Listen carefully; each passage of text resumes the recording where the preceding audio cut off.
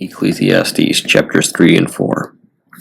To everything there is a season, and a time to every purpose under the heaven, a time to be born, and a time to die, a time to plant, and a time to pluck up that which is planted, a time to kill, and a time to heal, a time to break down, and a time to build up, a time to weep, and a time to laugh, a time to mourn, and a time to dance, a time to cast away stones, and a time to gather stones together, a time to embrace, and a time to refrain from embracing, a time to get, and a time to lose, a time to keep, and a time to cast away, a time to rend, and a time to sow, a time to keep silence, and a time to speak, a time to love, and a time to hate, a time of war, and a time of peace. What profit hath he that worketh in that wherein he laboureth? I have seen the travail which God hath given to the sons of men to be exercised in it. He hath made everything beautiful in his time.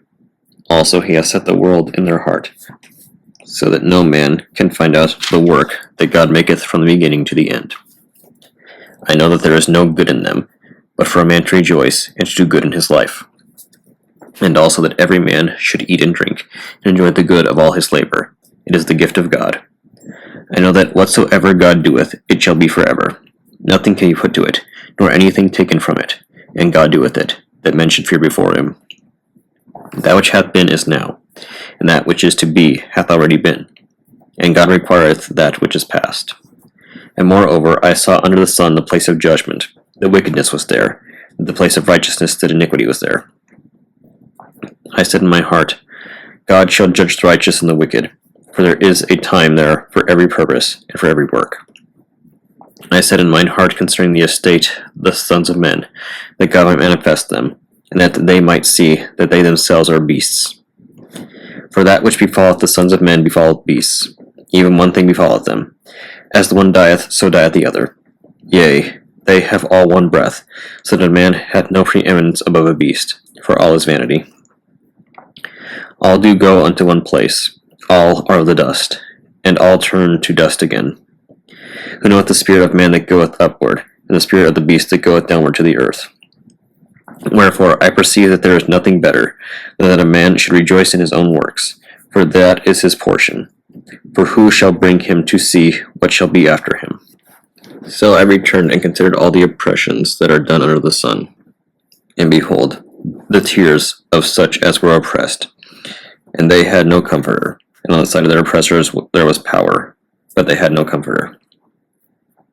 Wherefore I praise the dead which are already dead, more than the living which are yet alive. Yea, better is he than both they, which hath not yet been, who hath not seen the evil work that is done under the sun. Again I considered all travail, and every right work, that for this a man is envy of his neighbor. This is also vanity and vexation of spirit. The fool foldeth his hands together, and eateth his own flesh. Better is a handful with quietness, than both the hands full with travail and vexation of spirit. Then I returned, and I saw vanity under the sun. There is one alone, and there is not a second. Yea, he hath neither child nor brother. Yet is there no end of all his labor. Neither is his eye satisfied with riches. Neither saith he, For whom do I labor, and bereave my soul of good? This is also vanity. Yea, it is a sore travail. Two are better than one, because they have a good reward for their labor. For if they fall, the one will lift up his fellow. But woe to him that is alone when he falleth, for he hath not another to help him up.